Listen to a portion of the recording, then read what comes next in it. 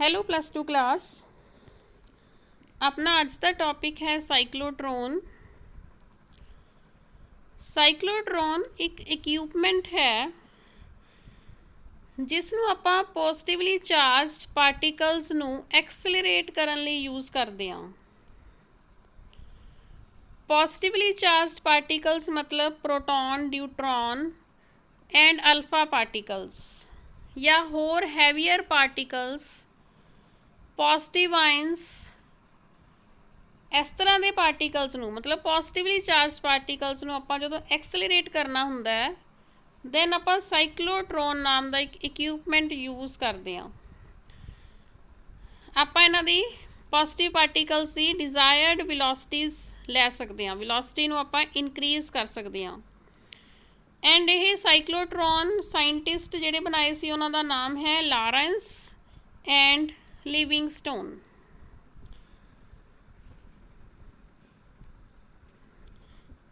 इसका प्रिंसीपल वैसे थोनों मैं हुण दस रही हाँ, पर तुसीं जदों दी कंस्ट्रक्शन वर्किंग ते थ्योरी करोगे तो चंगी तरह समझ आएगा।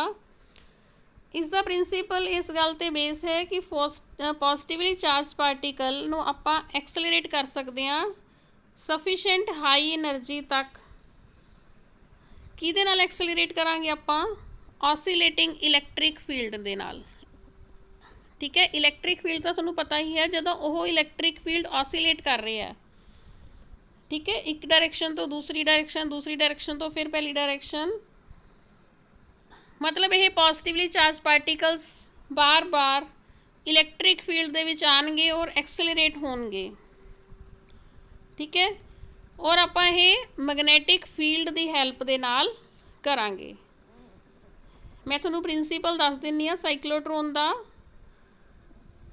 जिस तरह तुसीं लिखना हुंदा एग्जाम च। ठीक है, The working of the cyclotron is based on the fact that a positively charged particle can be accelerated to a sufficiently high energy with the help of smaller values of oscillating electric field by making it to cross the same electric field time and again with the use of strong magnetic field.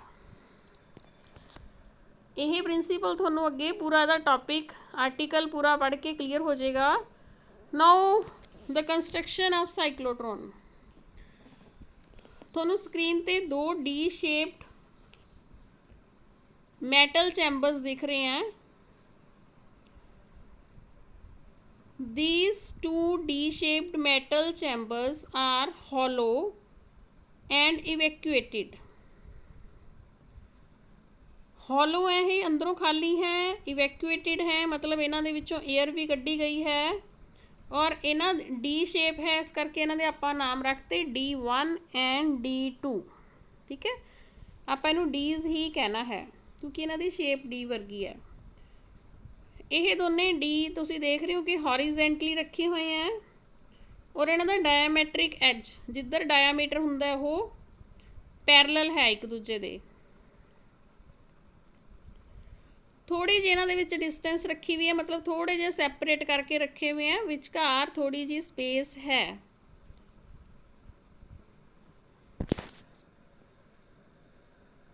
और इन्हां डीज नूं आपां एक evacuated steel box दे विच बंद करके रखना हुंदा है। इवैक्यूएटेड स्टील बॉक्स दे विच आपां इन्हां नूं बंद करके रखना हुंदा है एंड इन्हां नूं इंसुलेट करके रखना हुंदा है। ठीक है, पूरा बॉक्स जिहड़ा हैगा वो इंसुलेटेड होएगा, और यह बॉक्स आपां स्ट्रोंग मैगनैटिक फील्ड दे विच रखना हुंदा है। स्ट्रोंग मैगनैटिक फील्ड तुसीं स्क्रीन ते देख रहे हो, आपां किहदे तो लैके आए हां? North pole and south pole of strong electromagnets तो। ठीक है, रैड कलर का तुहानूं नॉर्थ पोल दिख रहा है, इलैक्ट्रोमैगनैट्स हैं, काफ़ी स्ट्रोंग मैगनैटिक फील्ड प्रोड्यूस कर सकते हैं। रैड कलर नॉर्थ साइड है, ग्रे कलर साउथ साइड है, और यह magnetic field plane of dees दे परपेंडिकुलर है। ਡੀ ਦੀ ਪਲੇਨ ਉਸਦੇ ਪਰਪੈਂਡੀਕੂਲਰ ਡਾਇਰੈਕਸ਼ਨ 'ਚ ਮੈਗਨੈਟਿਕ ਫੀਲਡ ਪ੍ਰੋਡਿਊਸ ਹੋ ਰਿਹਾ।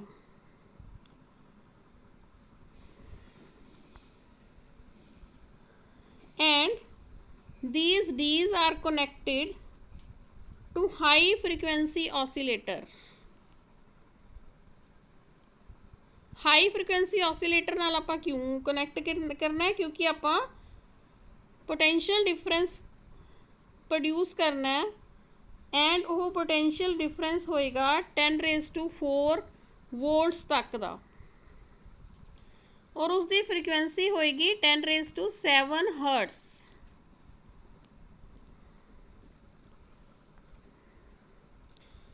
ਇਹਨਾਂ ਦੋਨਾਂ ਡੀਜ਼ ਦੇ ਵਿਚਕਾਰ ਤੁਹਾਨੂੰ ਇੱਕ ਰੈੱਡ ਡਾਟ ਦਿਖਾਈ ਦਿੱਤਾ ਹੁਣੇ। This red dot is point P suppose ਕਰ ਲਓ ਇਹਨੂੰ, ਮਤਲਬ ਆਪਾਂ ਸੋਰਸ ਆਫ ਪੋਜ਼ਿਟਿਵ ਚਾਰਜ ਜਿਸ ਨੂੰ ਆਪਾਂ ਐਕਸਲਰੇਟ ਕਰਨਾ ਹੈ, ਉਹ ਪਾਰਟੀਕਲ ਆਪਾਂ ਇਸ ਸੈਂਟਰ ਵਿੱਚ P ਪੁਆਇੰਟ ਦੇ ਰੱਖਣਾ ਹੈ।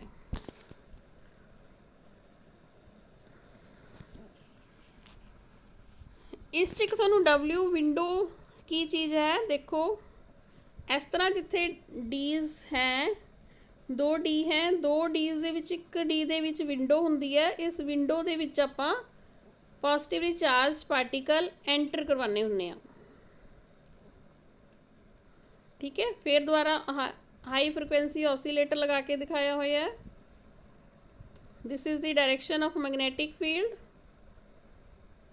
and this is the point where positively charged particle is placed. ਇਹ ਪੋਜ਼ਿਟਿਵਲੀ ਚਾਰਜ ਪਾਰਟੀਕਲ ਜਦੋਂ ਐਕਸਲਰੇਟ ਹੋਏਗਾ ਇਸ ਤਰ੍ਹਾਂ ਸਰਕੂਲਰ ਪਾਥ ਦੇ ਵਿੱਚ ਮੂਵ ਕਰੇਗਾ।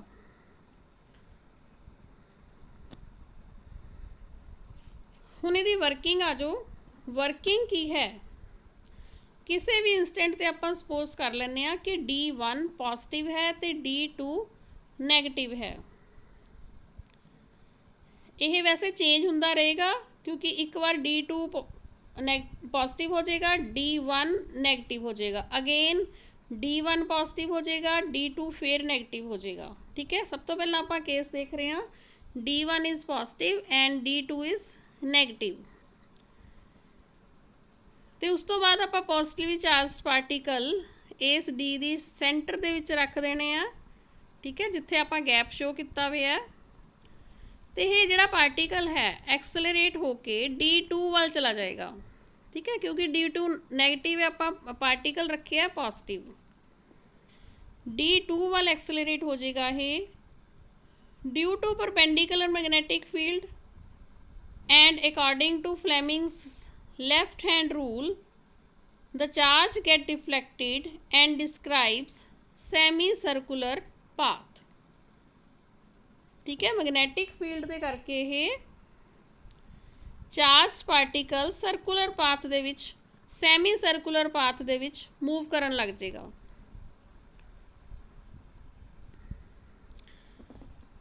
ਜਦੋਂ ਇਹ D2 ਨੂੰ ਛੱਡਣ ਦੀ ਕੋਸ਼ਿਸ਼ ਕਰ ਰਿਹਾ ਹੋਏਗਾ ਦੈਨ ਉਸੇ ਟਾਈਮ 'ਚ ਆਪਾਂ D2 ਨੂੰ ਪੋਜ਼ਿਟਿਵ ਕਰ ਦੇਣਾ ਐਂਡ D1 ਨੂੰ ਨੈਗੇਟਿਵ ਕਰ ਦੇਣਾ। ਫਿਰ ਕੀ ਹੋਏਗਾ? ਪਾਰਟੀਕਲ D1 ਵੱਲ ਐਕਸਲਰੇਟ ਹੋ ਜਾਏਗਾ ਐਂਡ ਫਿਰ D1 ਵੱਲ ਜਾ ਕੇ ਉਹੀ ਸਰਕੂਲਰ ਪਾਥ ਦੇ ਵਿੱਚ ਇਹ ਮੂਵ ਕਰਨਾ ਸ਼ੁਰੂ ਕਰ ਦੇਗਾ।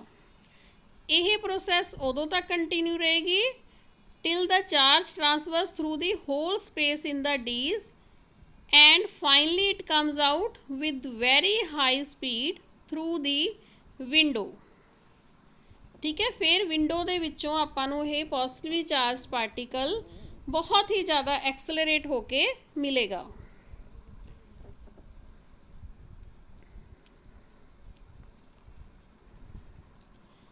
ਇਸ ਦੀ ਥਿਊਰੀ ਤੇ ਆ ਜਾਓ। The magnetic force experienced by the charge provides centripetal force required to describe circular path.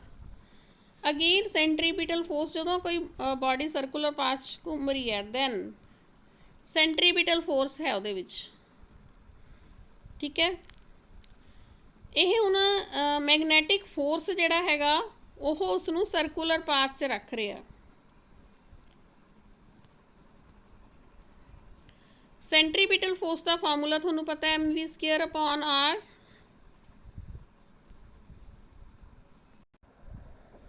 And this centripetal force mv² upon r किस दे इक्वल होएगा q v b sine 90 they.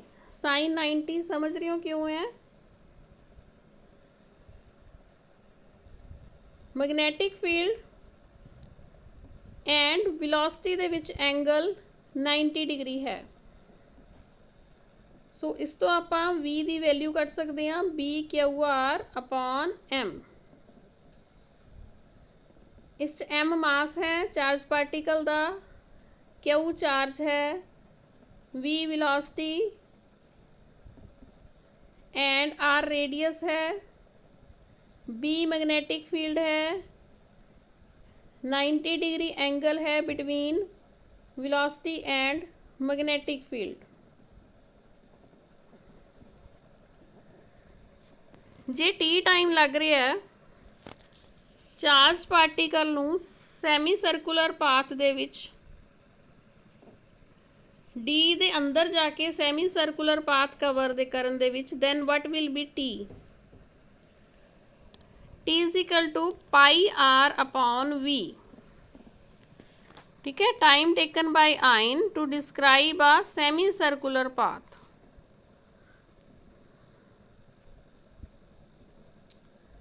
And t is equal to pi m upon b q। ठीक है, इस आप r की value put करती।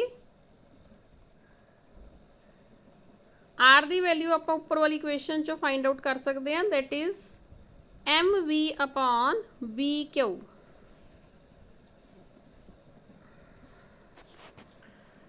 सो t is equal to pi m upon b q and if capital T is the time period of the high frequency oscillator, then for resonance, ठीक है, जिहड़ा आपां ऑसीलेटर लगाया उसका टाइम पीरियड है capital T,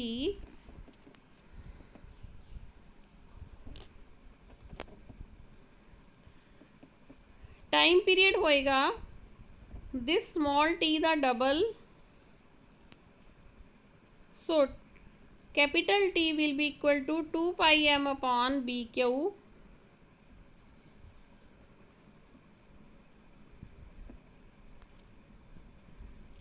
So if f is the frequency of the high frequency oscillator, ठीक है, जेड़ा हाई फ्रिक्वेंसी ऑसीलेटर आपां लगाया उसकी फ्रिक्वेंसी जे f है, then what will be f? f will be equal to 1 upon time period। So frequency will be equal to BQ upon 2 pi m। This is called cyclotron frequency and it is also called magnetic resonance frequency।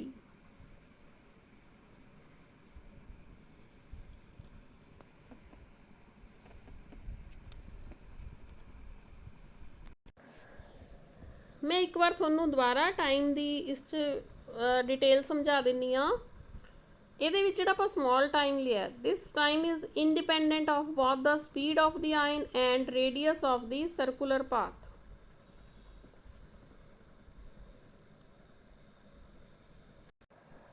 You can see here small t is equal to pi m upon bq।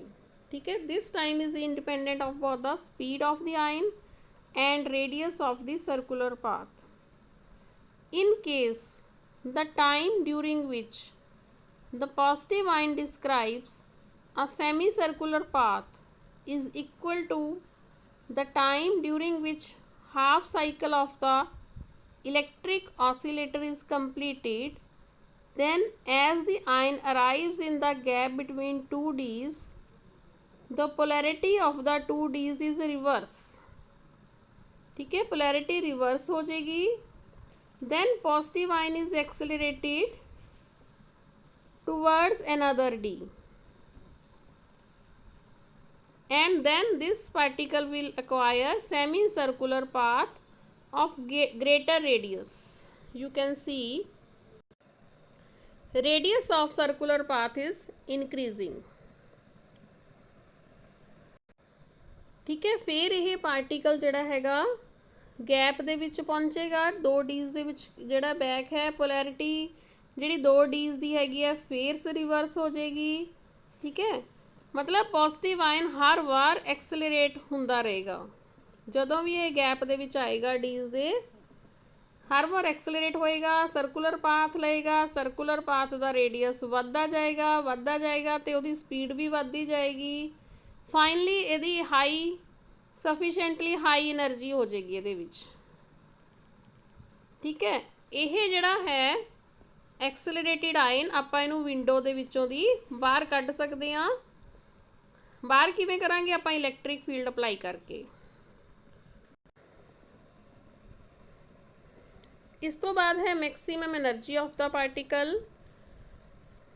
Particle च maximum कितनी energy लिया सकते हैं आपां, मतलब kinetic energy. ठीक है, kinetic energy का तुहानूं फार्मूला पता है, हाफ mv²।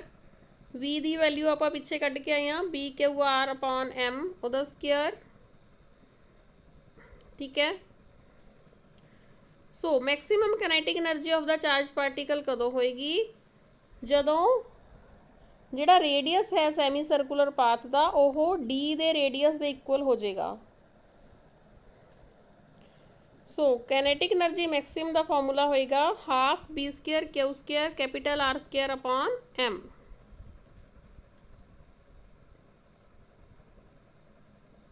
m इस कांस्टेंट रहेगा, बाकी क्वांटिटीज़ ऑलरेडी कांस्टेंट हैं।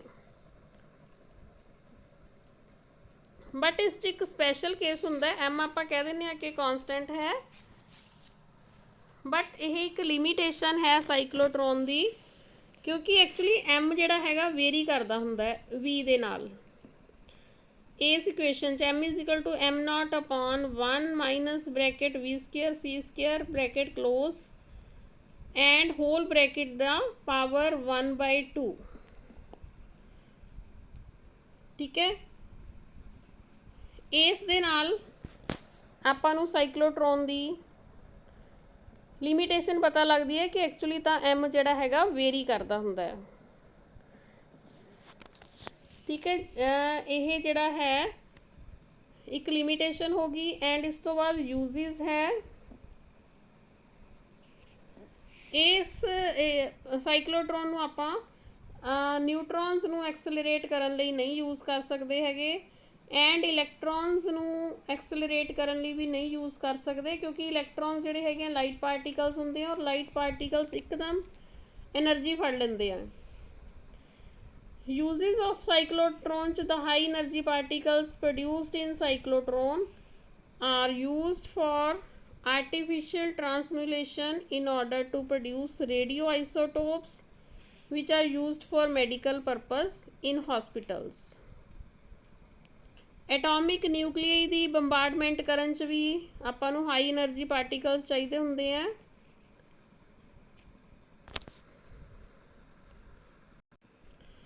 So this was our topic of cyclotron, its principle, construction, working, theory, cyclotron frequency, maximum energy of positive ion, limitation of cyclotron and uses of cyclotron। और एक question ये आंदा हुंदा है कि साइक्लोट्रॉन आपां इलैक्ट्रॉन्स नूं एक्सलरेट करन लई यूज़ कर सकते हैं।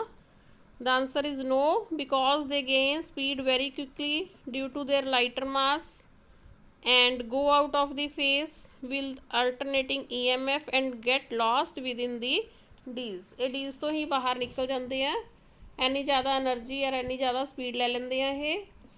सो this is the conceptual question. Okay बेटा, थैंक यू।